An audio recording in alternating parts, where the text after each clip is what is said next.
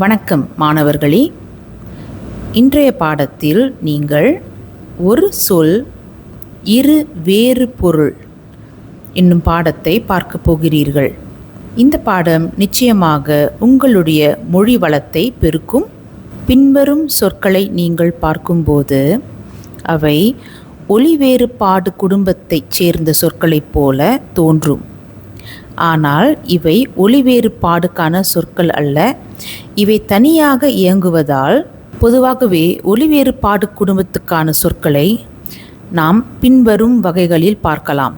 அதாவது லகர, ழகர, ழகர சொற்கள், நகர, நகர சொற்கள், ரகர, ரகர சொற்கள். ஆனால் இந்த பாடத்தில் நாம் பார்ப்பது ஒரே ஒரு சொல்தான். ஆனால் அதே சொல் இரண்டு வேறு பொருளை தரும். இந்த சொல்லை எப்படி எந்த சூழ்நிலையில் உங்களுடைய வாக்கியத்தில் நீங்கள் பயன்படுத்தலாம் என்பதை நீங்கள் இந்த பாடத்தின் வழி கற்றுக்கொள்ளப் போகிறீர்கள். இதனை நீங்கள் கற்றுக்கொள்வதால் உங்களுடைய கட்டுரையில் நீங்கள் இந்த சொற்களை எழுதும்போது அதை சரியான சூழ்நிலையில் சரியான பொருளையோடு நீங்கள் உணர்ந்து எழுதுவதற்கு இது கண்டிப்பாக உங்களுக்கு கை கொடுக்கும். சரி, இனி பாடத்தை தொடங்கிவிடலாம். முதல் சொல் அரவம். அரவம் என்ற சொல், அதற்கான பொருள் ஒன்று பாம்பு, இரண்டாவது பொருள் சத்தம். இப்பொழுது முதல் பொருளுக்கான வாக்கியத்தை காண்போம். தோட்டத்தில் திடீரென்று அரவம் ஒன்று தோன்றிய போது தோட்டக்காரன் அதிர்ந்து போனான். தோட்டத்தில் திடீரென்று அரவம் ஒன்று தோன்றிய போது தோட்டக்காரன் அதிர்ந்து போனான். இப்பொழுது இரண்டாவது பொருளுக்கான வாக்கியத்தை காண்போம். நள்ளிரவு நேரத்தில், அதாவது மிட்நைட்னு சொல்லுவோம்.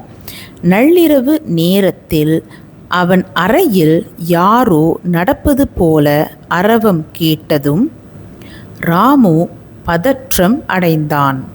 நள்ளிரவு நேரத்தில், அதாவது மிட்நைட்னு சொல்லுவோம்.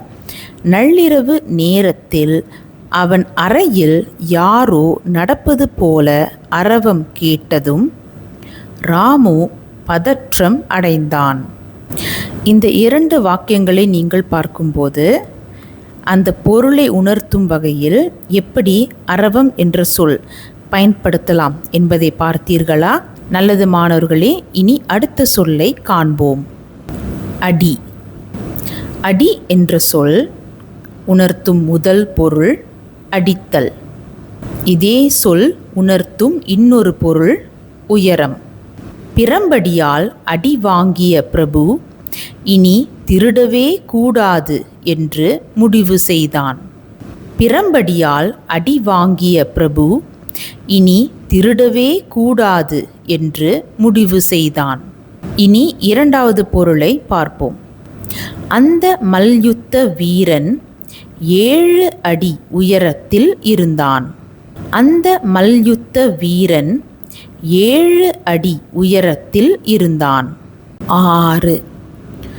6 என்ற சொல்லுக்கு முதலில் நதி என்று பொருள். அடுத்து எண் 6 என்பதும் 6 என்ற சொல்லை குறிக்கும். இப்பொழுது முதல் பொருளுக்கான வாக்கியத்தை காண்போம். 1. கனத்த மழை தொடர்ந்து பெய்ததால் ஆறு பெருக்கெடுத்து ஓடியது. கனத்த மழை தொடர்ந்து பெய்ததால் ஆறு பெருக்கெடுத்து ஓடியது. இப்பொழுது இரண்டாவது பொருளுக்கான வாக்கியத்தை காண்போம். கமலாவுடைய வீடு 6ஆம் மாடியில் உள்ளது.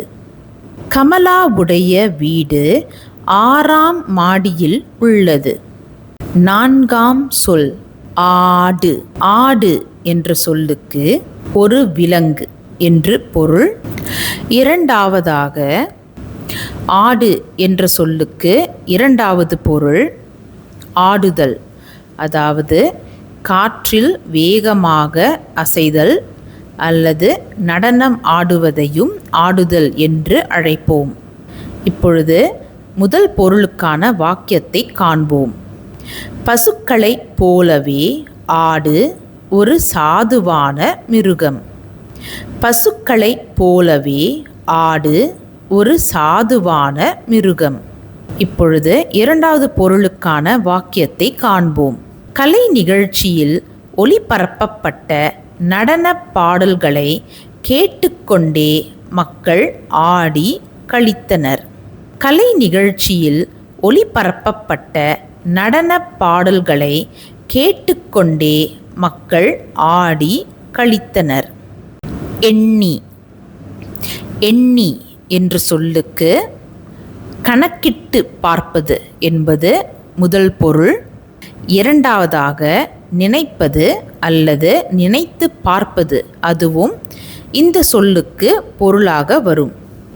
இப்போது முதல் பொருளுக்கான வாக்கியத்தை காண்போம். வங்கியில் பணிபுரியும் அதிகாரிகள் கத்தை கத்தையாக இருந்த பணத்தை அதிக கவனத்துடன் எண்ணத் தொடங்கினர்.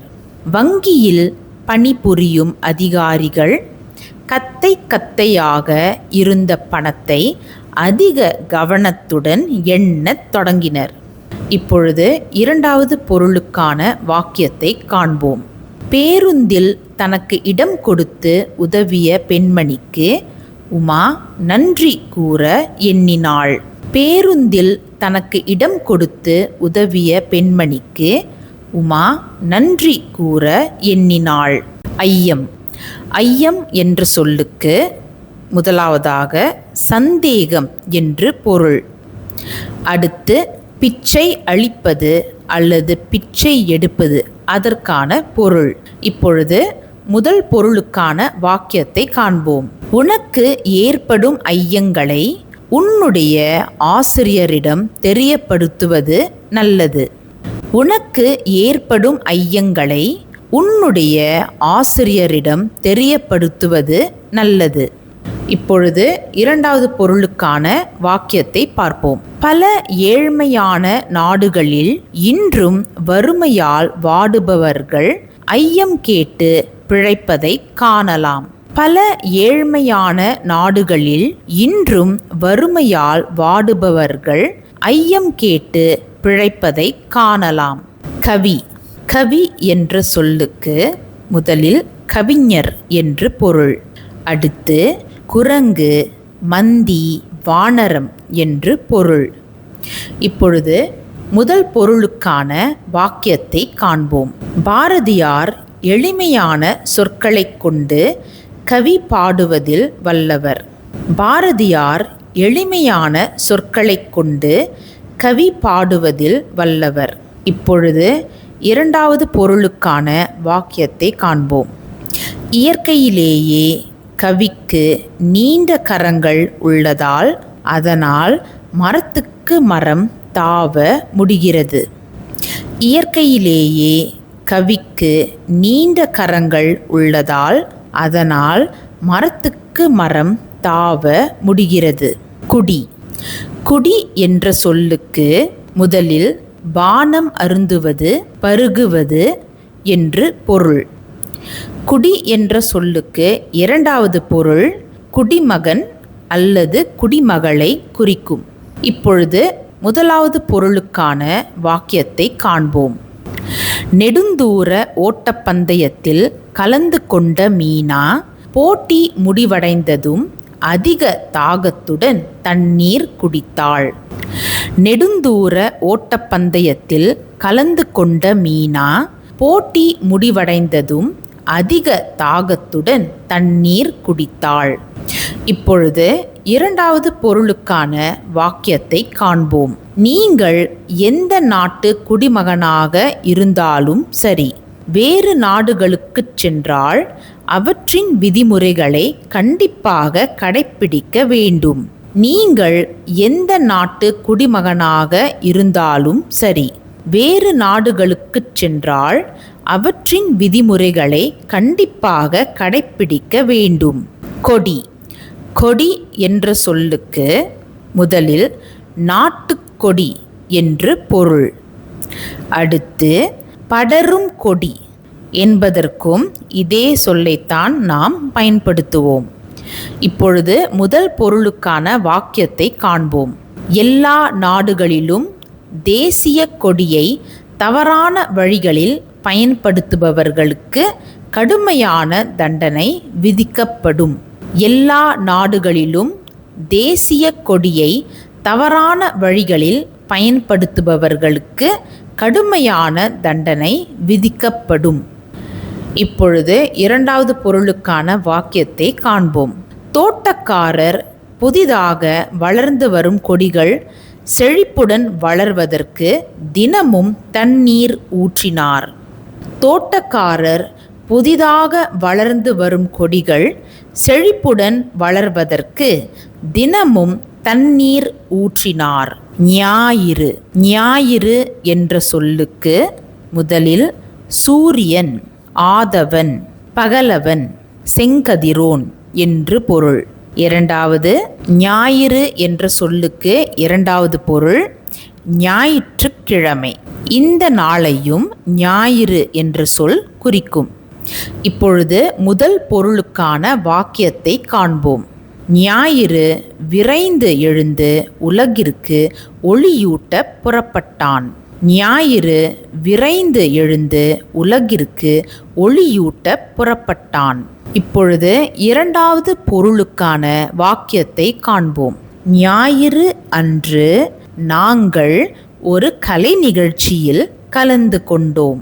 ஞாயிறு அன்று நாங்கள் ஒரு கலை நிகழ்ச்சியில் கலந்து கொண்டோம். இந்த பாடத்தின் வாயிலாக நீங்கள் இன்று 10 சொற்களையும் அவற்றின் பொருளை உணர்த்தும் வாக்கியங்களையும் கற்றுக்கொண்டீர்கள்.